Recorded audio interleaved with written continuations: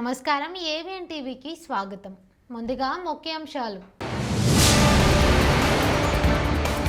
ఐరస చీఫ్లతో పాటు భారత ప్రధాని మోదీ కూడా ఉండాలి. ఆసక్తికర ప్రతిపాదన చేసిన మెక్సికో అధ్యక్షుడు. హైదరాబాద్ లో విదేశాంగ మంత్రి పాస్పోర్ట్ కార్యాలయాన్ని సందర్శించిన జైశంకర్. కోవాక్సిన్ కోవిషీల్డ్ తీసుకున్న వారికి బూస్టర్ డోసుగా కోర్బోవాక్స్ కేంద్రం అనుమతి.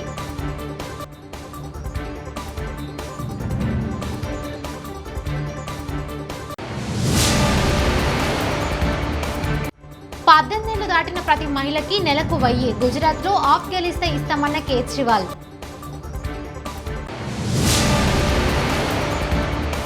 రాష్ట్రాలకు పన్నుల వాటాను విడుదల చేసిన కేంద్రం అత్యధికంగా ఉత్తరప్రదేశ్ కి 20,928 కోట్ల విడుదల. సిజేఐగా జస్టిస్ లలిత నియామకం. ఈ నెల 20న పదవి బాధ్యతల స్వీకరణ. సీఎం అభ్యర్థినంటూ వస్తున్న వార్తల్లో నిజం లేదు. పార్టీయే నిర్ణయం తీసుకుంటుందని ఈటెల రాజేందర్ వెల్లడి.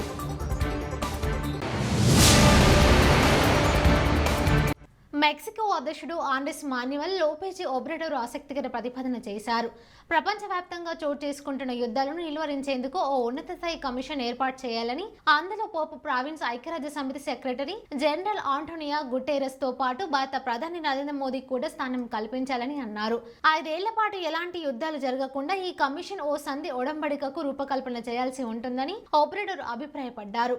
ఈ మేరకు తాను ఐక్యరాజ్య సమితికి లేఖ రాస్తానని వెల్లడించారు. తమకు అనువుగా అనిపించకపోతే మీడియా ఇలాంటి వాటికి దూరంగా ఉంటుందని, అలా కాకుండా తాను ప్రతిపాదించిన అంశానికి మీడియా కూడా విస్తృతంగా ప్రచారం కల్పిస్తుందని ఆశిస్తున్నట్టు తెలిపారు. ప్రతిపాదిత కమిషన్ తీసుకువచ్చే ఒడంబడికను అన్ని దేశాలు గౌరవిస్తే కనీసం 5 ఏళ్ల పాటైన ప్రజలు యుద్ధాలకు దూరంగా ప్రశాంతంగా జీవిస్తారని ఒబ్రెడోర్ అభిప్రాయపడ్డారు. భారత విదేశాంగ శాఖ మంత్రి జైశంకర్ బుధవారం హైదరాబాద్ పర్యటనకు వచ్చారు. ఈ సందర్భంగా ఆయన నగరంలోని ప్రాంతీయ పాస్పోర్ట్ కార్యాలయాన్ని సందర్శించారు. ఈ కార్యాలయం ద్వారా ప్రజలకు అందుతున్న సేవలు, ప్రజలకు మెరుగైన సేవలు అందించేందుకు పాస్పోర్ట్ కార్యాలయం తీసుకుంటున్న చర్యలపై ఆయన సమీక్షించారు. ఈ సందర్భంగా పాస్పోర్ట్ కార్యాలయం సిబ్బందితో గ్రూప్ ఫోటో దిగిన జైశంకర్ పాస్పోర్ట్ కార్యాలయం సిబ్బందితో ముచ్చటించారు.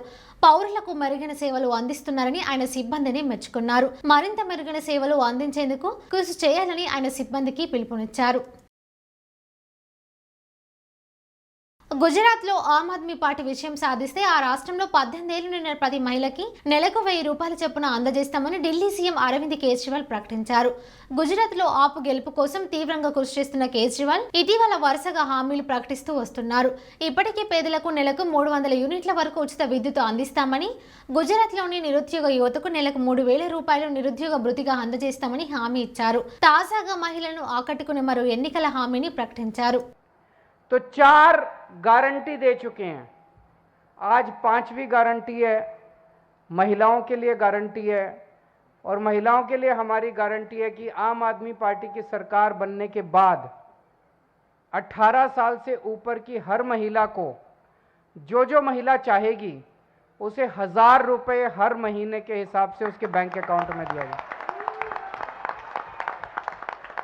होना चाहिए कि नहीं होना चाहिए? ये बोलते हैं फ्री की रेवड़ी है। फ्री की रेवड़ी है कि अधिकार है? हक है। फ्री की रेवड़ी नहीं है, अधिकार है। आपका पैसा है, आपको वापस मिलना चाहिए। स्विस बैंकों में नहीं जाना चाहिए, जनता को मिलना चाहिए। कुछ लोग कहते हैं कि 1000 रुपये क्यों दोगे? मैं ऐसी बहुत सारे बेटियों को जानता हूं, 18 साल की, 19 साल की, 20 साल की, जिसका कॉलेज में एडमिशन तो हो जाता है, पढ़ने में तेज है, लेकिन पिताजी के पास आने जाने का, बस का किराया देने का खर्चा नहीं है, उसकी पढ़ाई छूट जाती है। ऐसी कई बेटियां हैं जिसका कॉलेज में एडमिशन हो जाता है, लेकिन कॉलेज की फीस देने के पैसे नहीं है पिताजी के पास, उसकी पढ़ाई छूट जाती है। उनको 1000 रुपए देंगे। ऐसी बहुत सारी बेटियां हैं जो अपनी पढ़ाई पूरी कर पाएंगी जब उनको 1000 रुपए मिलेंगे। ऐसी बहुत सारी बहनें हैं, शादीशुदा बहनें हैं, घर चला रही हैं। इतना महंगाई का जमाना है, घर का खर्चा नहीं चलता, पति की तनख्वाह उतनी है, तनख्वाह बढ़ती नहीं है, लेकिन खर्चे बढ़ते जा रहे हैं। उनके हाथ में 1000 रुपये जाएगा तो वह हो सकता है अपने बच्चे को थोड़ा सा और फ्रूट्स खिला देगी, थोड़ा दूध पिला देगी, थोड़ा सा अपने बच्चों के लिए कुछ और खर्चा कर देगी। हमारी जितनी माएँ हैं, बुजुर्ग महिलाएं हैं, बेटी घर में आती है, माँ का मन करता है कि उसके हाथ में कुछ रख दूं, करता है कि नहीं करता है? लेकिन माँ को फिर बेटे की तरफ देखना पड़ता है। बेटा देता है तो बेचारी कुछ करती है, बेटा नहीं देता तो अपना मन महसूस के बैठ जाती है। अगर माँ के हाथ में 1000 रुपये होंगे तो उसको बेटे की तरफ, पति की तरफ देखना नहीं पड़ेगा। वो अपना अंदर जाएगी, संदूक खोलेगी, पैसे निकालेगी और बेटी के हाथ में रख देगी, उसको बड़ा सुकून मिलेगा। 1000 रुपये हर बहन के हाथ में देने से मैं समझता हूं कि बहुत बड़े स्तर पे अर्थव्यवस्था में भी फर्क पड़ेगा। एक तो है कि आप बड़े बड़े अमीर लोगों के हाथ में पैसा डालो, कोई अरबपति है, उसके पास पैसा जाएगा तो वो क्या करेगा? अभी उसके पास 2 जहाज या 4 जहाज खरीद लेगा, 5 जहाज खरीद लेगा, 2 बड़े बड़े बंगले, उससे अर्थव्यवस्था नहीं अच्छी होती। जब एक आम आदमी के हाथ में, आम बहन के हाथ में पैसा जाएगा, वो बाजार जाएगी, सब्जी खरीदेगी, आटा खरीदेगी, रोजमर्रा की चीजें खरीदेगी, इससे अर्थव्यवस्था बढ़ती है, इकोनॉमी की प्रोडक्शन बढ़ती है, डिमांड बढ़ती है, फिर नई नई फैक्ट्रियां लगेंगी वो सामान बनाने के लिए। आम आदमी की जेब में जितना पैसा जाएगा उतनी अर्थव्यवस्था बढ़ेगी, अमीरों के हाथ में जितना पैसा जाएगा उतनी अर्थव्यवस्था कमजोर होगी। तो ये बहुत सोच समझ के हम लोगों ने, जो हमारा विरोध करते हैं, उनको मैं कहना चाहता हूं कि बहुत सोच समझ के हमने किया है कि करोड़ों महिलाओं को इसका फायदा होगा, करोड़ों घरों को इसका फायदा होगा। और जो लोग कहते हैं पैसा कहां से आएगा, मैं आपको एक छोटा सा उदाहरण देता हूं, पैसा कहां से आएगा। हमने पंजाब में कहा कि हम बिजली फ्री करेंगे, लोगों ने पूछा पैसा कहां से आएगा। मार्च में हमारी सरकार बनी पंजाब में, सरकार बनने के बाद अगले 3 महीने में, अप्रैल, मई और जून, पिछली साल अप्रैल, मई और जून में 15,000 करोड़ का टैक्स आया था। इस साल हमारी सरकार बनने के बाद, ईमानदार सरकार बनने के बाद, 15,000 के मुकाबले 21,000 करोड़ का टैक्स आ गया, 6,000 करोड़ एक्स्ट्रा आ गया।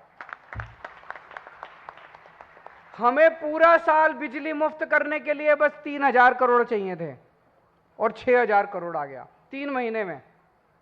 पैसे की कमी नहीं है, पैसा बहुत। దేశంలో కరోనా వ్యాక్సినేషన్ కార్యక్రమంలో భాగంగా బూస్టర్ డోసులు ఇస్తున్న సంగతి తెలిసిందే.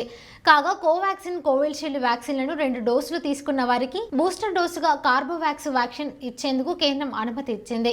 18 ఏళ్లకు పైబడిన వారు కోవాక్సిన్ గానీ, కోవిషీల్డ్ గానీ 2 డోసులు తీసుకున్న 6 నెలల తర్వాత కోర్బోవాక్స్ ను బూస్టర్ డోసుగా ఇవ్వవచ్చునని కేంద్ర ఆరోగ్య శాఖ కార్యదర్శి రాజేష్ భూషణ్ వెల్లడించారు. ప్రధాన వ్యాక్సిన్ కాకుండా బూస్టర్ డోసుగా మరో వ్యాక్సిన్ కు అనుమతి ఇవ్వడం దేశంలో ఇదే ప్రథమం. కోర్బోవాక్స్ ను హైదరాబాద్కు చెందిన బయోలాజికల్ ఈ ఫార్మా సంస్థ అభివృద్ధి చేసింది. దేశంలోని ఆయా రాష్ట్రాల నుంచి పన్నులను అందుకుంటున్న కేంద్ర ప్రభుత్వం అందులో రాష్ట్రాల వాటాను ఆయా రాష్ట్రాలకు విడుదల చేస్తున్న సంగతి తెలిసిందే. ఇందులో భాగంగా పన్నుల వాటా విడుదలలో భాగంగా బుధవారం కేంద్ర ప్రభుత్వం ఆయా రాష్ట్రాలకు 2 విడతల పన్నుల వాటా మొత్తం 1,16,665.75 కోట్లను విడుదల చేసింది.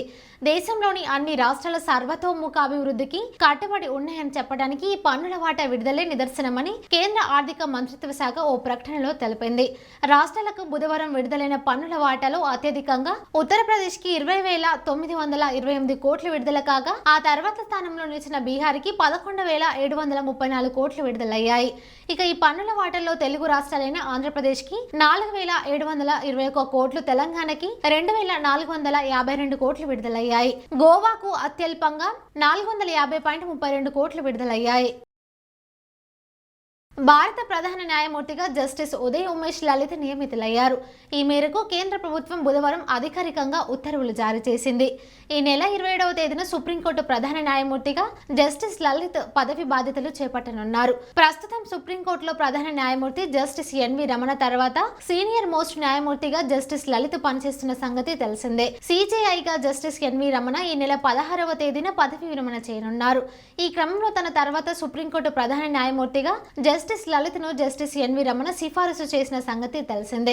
జస్టిస్ ఎన్వి రమణ సిఫారసు ఆధారంగా జస్టిస్ లలిత్ను సుప్రీంకోర్టు తదుపరి ప్రధాన న్యాయమూర్తిగా నియమిస్తున్నట్టు కేంద్ర న్యాయ మంత్రిత్వ శాఖ రాష్ట్రపతికి ప్రతిపాదనలు పంపింది. ఈ ప్రతిపాదనలకు రాష్ట్రపతి ద్రౌపది ముర్ము బుధవారం ఆమోద ముద్ర వేశారు. రాష్ట్రపతి ఆమోద ముద్రతో జస్టిస్ లలిత్ను దేశ 49వ ప్రధాన న్యాయమూర్తిగా నియమిస్తున్నట్టు కేంద్రం ఉత్తర్వులు జారీ చేసింది. బీజేపీ క్రమశిక్షణకు పెద్దపీట వేసే పార్టీ అని, నాయకులైన కార్యకర్తలైన పార్టీ నియమావళికి లోబడి పనిచేయాల్సిందేనని స్పష్టం చేశారు. ఇటీవల తాను సీఎం అభ్యర్థినంటూ కొన్ని కథనాలు వస్తున్నాయని, వాటిలో నిజం లేదని ఈటెల స్పష్టం చేశారు. ఏ పదవిని పార్టీ నిర్ణయించాల్సిందేనని ఉద్ఘాటించారు. వ్యక్తులు చేయాల్సిందల్లా పార్టీ ఆదేశాలకు అనుగుణంగా పనిచేయడమేనని ఆయన వివరించారు. పత్రికలు, ఎలక్ట్రానిక్ మాధ్యమాలు, సోషల్ మీడియాలో జరుగుతున్న ప్రచారాన్ని నమ్మవద్దని పేర్కొన్నారు. దుబ్బాక, హుజూరాబాద్ ఉప ఎన్నికల్లో ఘన విజయాల తర్వాత బీజేపీ తెలంగాణలో అధికారంపైనే కన్నేసింది. జీహెచ్ఎంసీ ఎన్నికల్లోనూ ఆశాజనక ఫలితాలు రావడంతో కమలనాథుల్లో ఉత్సాహం నింపింది.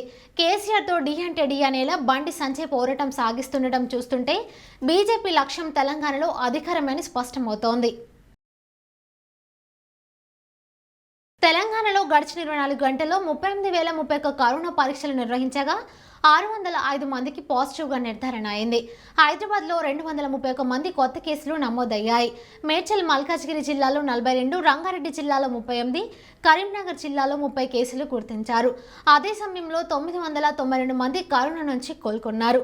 కొత్తగా ఎలాంటి మరణాలు సంభవించలేదు. తెలంగాణలో ఇప్పటి వరకు 8,27,383 కరోనా పాజిటివ్ కేసులు నమోదు కాగా 8,18,552 మంది ఆరోగ్యవంతులయ్యారు. సొంత పార్టీకి చెందిన నేత నుంచి ఎదురైన హత్యాయత్నం నుంచి త్రుటిలో తప్పించుకున్న టీఆర్ఎస్ కీలక నేత ఆర్మూర్ ఎమ్మెల్యే జీవన్ రెడ్డిని సీఎం కేసీఆర్ బుధవారం రాత్రి పరామర్శించారు. సీఎం ఆదేశాల మేరకు ప్రగతి భవన్ కు వెళ్లిన జీవన్ రెడ్డితో కేసీఆర్ భేటీ అయ్యారు. ఈ సందర్భంగా హత్యాయత్నం గురించిన వివరాలను జీవన్ రెడ్డి నుంచి కేసీఆర్ తీసుకున్నారు.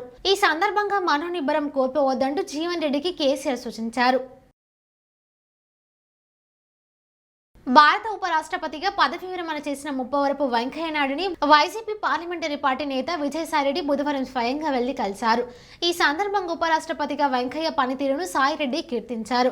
బుధవారం నుంచి నూతన జీవితాన్ని ప్రారంభించిన వెంకయ్యకు దేవుడు ఆయుర ఆరోగ్యాలను ప్రసాదించాలని ఈ సందర్భంగా సాయిరెడ్డి ఆకాంక్షించారు. రాజ్యసభలో క్రమశిక్షణకు పాదుకొల్పడంలో వెంకయ్య సఫలీకృతం అయ్యారని సాయిరెడ్డి పేర్కొన్నారు.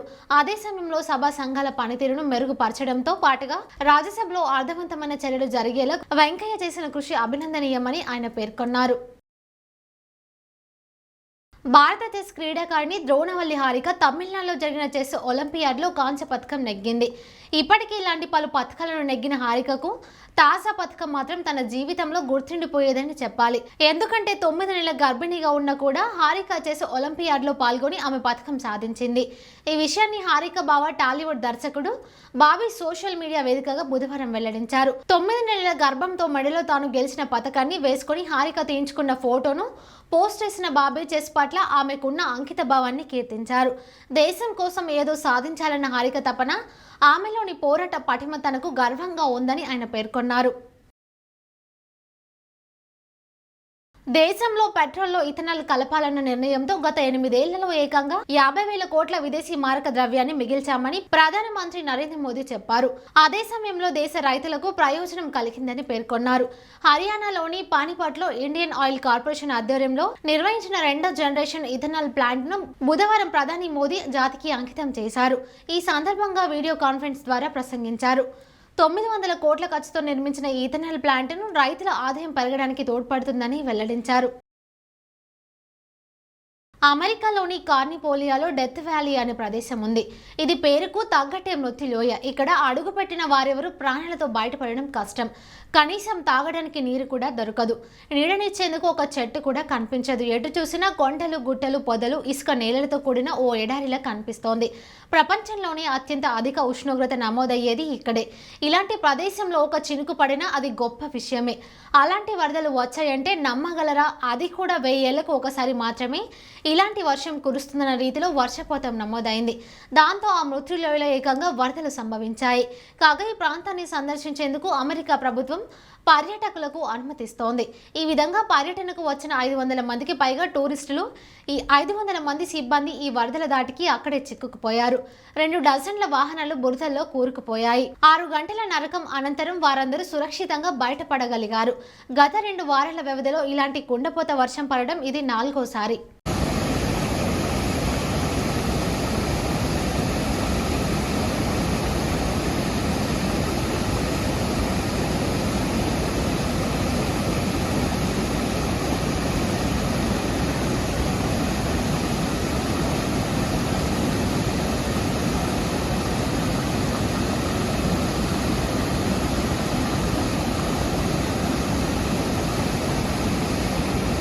ఓ మహిళతో నగ్నంగా వీడియో కాల్ మాట్లాడుతున్నట్టుగా ఉన్న వైసీపీ ఎంపీ గోరింట్ల మాధవ్ వీడియోపై జరుగుతున్న రచ్చలో భాగంగా బుధవారం సాయంత్రం వైసీపీ అధికార ప్రతినిధి నాగార్జున యాదవ్ ట్విట్టర్ వేదికగా ఓ ఆసక్తికర ట్వీట్ చేశారు. విదేశీ మహిళలతో టీడీపీ అగ్రనేత నారా లోకేష్ కలిసి ఉన్న ఫోటోలను అందులో పోస్ట్ చేసిన నాగార్జున అశ్లీలతకు బ్రాండ్ అంబాసిడర్ టీడీపీ అంటూ కామెంట్ చేశారు.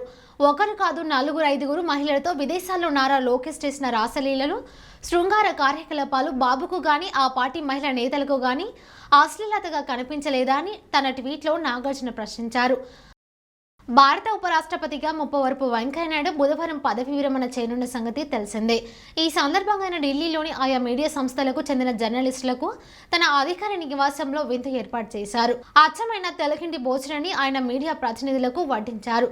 ఈ సందర్భంగా జర్నలిస్టుతో కలిసి భోజనం చేసిన వెంకయ్య వారితో కలిసి ఫోటోలు దిగారు.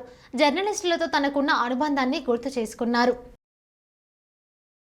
సూర్యాపేట జిల్లా తుంగతుర్తి నియోజకవర్గం జాజిరెడ్డిగూడ మండల కేంద్రంలోని అర్వాపల్లిలో గురువారం 75వ స్వతంత్ర భారత వజ్రోత్సవ ద్విసప్తాహ వేడుకల్లో భాగంగా అర్వాపల్లి ఎస్ఐ అంజిరెడ్డి గారి ఆధ్వర్యంలో ఫ్రీడమ్ రన్ కార్యక్రమాన్ని పెట్రోల్ బంక్ నుండి అర్వాపల్లి చౌరస్తా వరకు నిర్వహించారు. ఈ కార్యక్రమానికి ముఖ్య అతిథులుగా జాజిరెడ్డిగూడ మండల జడ్పీటీసీ దావుల వీరప్రసాద్ యాదవ్ పాల్గొని మాట్లాడారు. భారతదేశ చరిత్రను ప్రపంచం తెలిసే విధంగా జరుపుకోవాలని ప్రజా ప్రతినిధులు, అధికారులు, ప్రజలు అధిక సంఖ్యలో పాల్గొని ఈ కార్యక్రమాన్ని అంగరంగ వైభవంగా నిర్వహించాలని కోరారు. ఈ కార్యక్రమంలో స్థానిక సర్పంచ్ బైరబోయిన సునీత రామలింగయ్య, ఎంపీటీసీ కనుకు పద్మ శ్రీనివాస్, దేవాలయం చైర్మన్ చిల్లంచెర్ల విద్యాసాగర్, ఉప సర్పంచ్ పులిచెర్ల ప్రభాకర్, గ్రామ శాఖ అధ్యక్షుడు కడారి నరేష్, ఎంఈఓ బాలు నాయక్, ఆర్ఐ కర్ణాకర్, పంచాయతీ కార్యదర్శి మాగి నాగయ్య, గ్రామ ప్రజలు, వార్డు సభ్యులు, యువకులు, విద్యార్థులు పాల్గొన్నారు.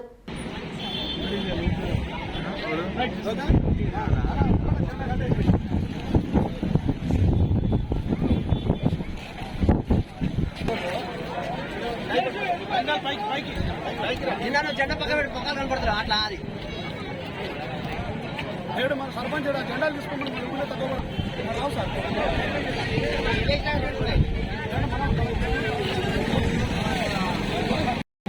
వసంతాల వజ్రోత్సవ వేడుకలను అంగరంగ వైభవంగా నిర్వహించాలని చెప్పేసి ఈ నెల 8 నుంచి 22వ తారీఖు వరకు దాదాపు 15 రోజుల పాటు కార్యక్రమాలను అంగరంగ వైభవంగా నిర్వహించాలని చెప్పేసి షెడ్యూల్ను విడుదల చేసింది. ఈ షెడ్యూల్లో భాగంగా ఈరోజు ఫ్రీడమ్ రన్ 11వ తారీఖు రోజున ఫ్రీడమ్ రన్ కార్యక్రమాన్ని మరి నిర్వహించాలని చెప్పేసి షెడ్యూల్లో పేర్కొనడం జరిగింది. దానిలో భాగంగానే ఈరోజు పెట్రోల్ బంక్ నుంచి అరవపల్లి చౌరస్తా వరకు మరి మండల స్థాయి ప్రధానంగా పోలీసు శాఖ వారు ఎస్ఐ గారి సహకారంతో అదేవిధంగా మండల స్థాయి ఉన్నటువంటి మరి అందరి అధికారులు కూడా ప్రజాప్రతినిధులు కూడా ఈ ఫ్రీడమ్ రన్ కార్యక్రమంలో పాల్గొనడం జరిగింది.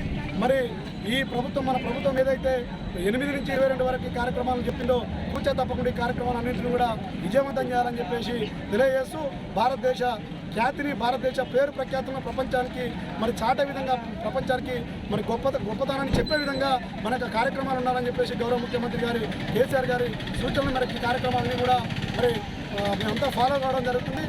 భారతదేశం భిన్నత్వంలో ఏకత్వం కలిగినటువంటి దేశం.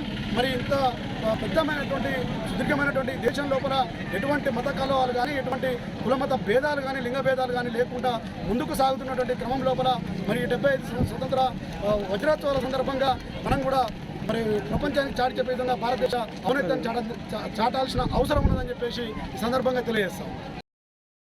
వార్తలు ముగించే ముందు ముఖ్య అంశాలు మరోసారి చూద్దాం. ఐరాస చీఫ్లతో పాటు భారత ప్రధాని మోదీ కూడా ఉండాలి, ఆసక్తికర ప్రతిపాదన చేసిన మెక్సికో అధ్యక్షుడు. హైదరాబాద్లో విదేశాంగ మంత్రి పాస్పోర్ట్ కార్యాలయాన్ని సందర్శించిన జైశంకర్. కోవాక్సిన్, కోవిషీల్డ్ తీసుకున్న వారికి బూస్టర్ డోసుగా కోర్బోవాక్స్ కేంద్రం అనుమతి.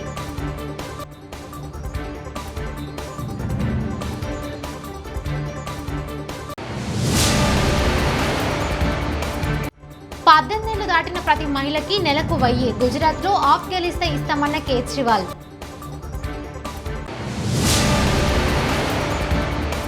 రాష్ట్రాలకు పన్నుల వాటాను విడుదల చేసిన కేంద్రం అత్యధికంగా ఉత్తరప్రదేశ్కి 20,928 కోట్ల విడుదల. సీజేఐగా జస్టిస్ లలిత నియామకం. ఈ నెల 27న పదవి బాధ్యతల స్వీకరణ. సీఎం అభ్యర్థినంటూ వస్తున్న వార్తల్లో నిజం లేదు. పార్టీయే నిర్ణయం తీసుకుంటుందని ఈటెల రాజేందర్ వెల్లడి. ఇవి బులెటిన్ విశేషాలు. చూస్తూనే ఉండండి AVN TV.